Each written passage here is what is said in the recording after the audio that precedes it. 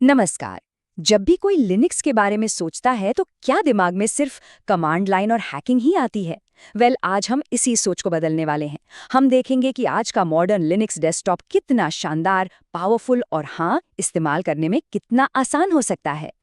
ज्यादातर लोगों के लिए लिनक्स का मतलब यही होता है, एक काली स्क्रीन, एक ब्लिंक करता हुआ कर्सर और कुछ ऐसी कमांड्स जो समझ से ही बाहर हैं। ऐसा लगता है जैसे ये दुनिया सिर्फ प्रोग्रामर्स या टेक एक्सपर्ट्स के लिए ही बनी है। लेकिन असलियत अब इससे बिल्कुल अलग है। आज का एक मॉडर्न लिनक्स डेस्कटॉप कुछ ऐसा दिखता है। जी हाँ, एकदम कलरफुल, दिखने में शानदार और पूरी तरह से ग्राफिकल। उस पुरानी कमांड लाइन वाली इमेज से कोसों दूर। ये एक बहुत बड़ा और सच कहूं तो एक बेहतरीन बदलाव है। तो सवाल ये है कि ये इतना सुंदर ग्राफिकल इंटरफेस आखिर काम कैसे करता है?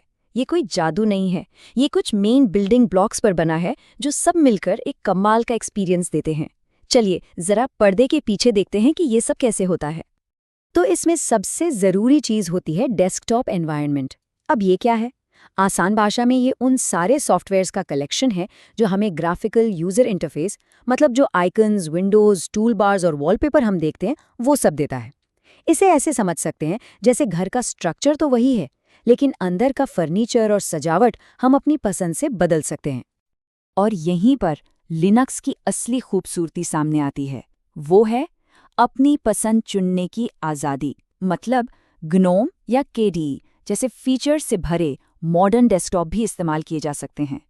और अगर कंप्यूटर थोड़ा पुराना है तो कोई बात नहीं, LXD या XFCE जैसे लाइट वेट ऑप्शन भी हैं। मतलब जैसा सिस्टम वैसा डेस्कटॉप। तो चलिए आज हम एक बहुत ही पॉपुलर और मॉडर्न डेस्कटॉप जीनोम 3 का एक छोटा सा टूर करते हैं। ये कई सारे लिनक्स डिस्ट्रीब्यूशंस में डिफ़ॉल्ट आता है और इसका एक्सपीरियंस भी काफ़ी स्मूथ है। तो शुरू करें। ग्नोम की एक बहुत ही खास चीज़ है इसका एक्टिविटीज़ व्यू। बस एक बटन दबाओ और स्क्रीन पर जितनी भी विंडोज़ और ऐप्स खुली हैं, सब एक साथ सामने आ जाती हैं।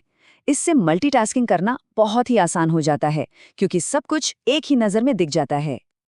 और ये है एप्लीकेशन स्क्रीन। यहाँ से सारे सॉफ्टवेयर लॉन्च होते हैं। सब कुछ इतने साफ सुथरे ग्रिड में लगा हुआ है कि कोई भी ऐप ढूंढना और उसे शुरू करना चुटकियों का काम है। अब अगर किसी को लग रहा है कि अरे इसे सीखना तो मुश्किल होगा, तो ऐसा बिल्कुल नहीं है। राइट क्लिक करने पर ऑप्शंस मिलना, ये सारे जाने पहचाने एक्शन बिल्कुल वैसे ही काम करते हैं जैसे किसी और ऑपरेटिंग सिस्टम में। तो इसे इस्तेमाल करना बहुत नेचुरल लगता है। किसी भी डेस्कटॉप का एक बहुत ज़रूरी काम होता है फाइलों और फोल्डर्स को मैनेज करना। तो अब ज़रा देखते हैं कि लिनक्स में ये काम कैसे होता है। और इसके लिए हम नॉटिलस फाइल मैनेजर पर एक नज़र डालेंगे। ये है नॉटिलस, जीनोम का डिफ़ॉल्ट फाइल मैनेजर। ये फाइलों को ऑर्गेनाइज करने का एक बहुत ही सिंपल और पावरफुल तरीका है। इसका इंटरफेस एकदम क्लीन है, जिससे अपने डॉक्यूमेंट्स, फोटोज़ या किसी भी फाइल को ढूंढना बहुत आसान हो जाता है। लिनक्स में हर यूज़र का अपना एक पर्सनल होम फोल्डर होता है। ये एक तरह से किसी की अपनी डिजिटल स्पेस है जहां अपनी फाइलों पर पूरा कंट्रोल होता है।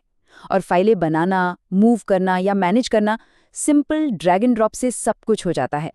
एक अच्छा डेस्कटॉप एक्सपीरियंस सिर्फ पहले से मौजूद ऐप्स तक ही सीमित नहीं होता, है ना?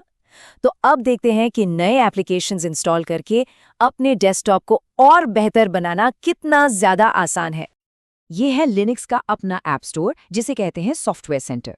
यहाँ हजारों फ्री एप्लीकेशंस मौजूद हैं। ऑफिस सूट से लेकर ग्राफिक डिज़ाइन टूल्स और गेम्स तक सब कुछ एक ही जगह पर मिल जाता है। और सॉफ्टवेयर इंस्टॉल करना, अरे वो तो बहुत ही ज़्यादा सिंपल है। बस 3 आसान स्टेप्स। पहला, जो भी सॉफ्टवेयर चाहिए उसे सर्च करो या कैटेगरी में ढूंढो। दूसरा, उस पैकेज को सिलेक्ट करो। और तीसरा, बस अप्लाई पर क्लिक कर दो।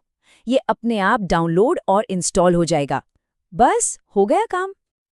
तो इन सब बातों का निचोड़ क्या है? यही कि आज का मॉडर्न लिनक्स डेस्कटॉप उस पुरानी कमांड लाइन वाली दुनिया से बहुत बहुत आगे निकल चुका है। ये पावरफुल है, ये फ्लेक्सिबल है और सबसे बड़ी बात, ये इतना यूज़र फ्रेंडली है कि कोई भी इसे आसानी से इस्तेमाल कर सकता है।